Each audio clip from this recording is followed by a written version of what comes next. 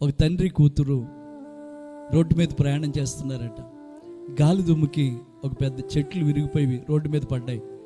ఆ చెట్లు రోడ్డుకి అడ్డుగా ఉండటం వల్ల వారిని వెళ్ళడానికి అడ్డుగా ఉండి ఆ తండ్రి కూతురు అక్కడ ఆగిపోయి అమ్మాయి వాళ్ళ డాడీ వైపు చూసి, డాడీ ఈ చెట్టుని నేను గెంటనా అని అడిగిందట.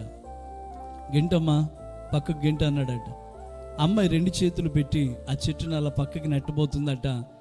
కానీ ఏమాత్రం ఆ చెట్టు కదలలేదట.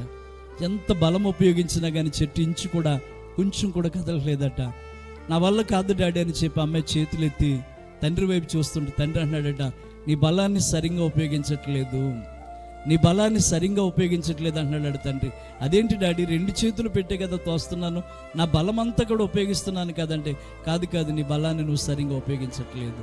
అదేంటి డాడీ అలా అంటారేంటి మీరంటే, తండ్రి అమ్మాయి వైపు చూస్తే ఇలా అన్నాడట, అమ్మా నీ బలము నేనే కదా, బలమైన తండ్రిని పక్కన పెట్టుకుని నీ మట్టుకు నువ్వు కష్టపడతావా, నన్ను నువ్వు చేయమనొచ్చు కదా. తండ్రి కూతురు ఆ చెట్టుని పక్కకి గెంటేశారట. దేవుని స్తోత్రం చెప్దాం.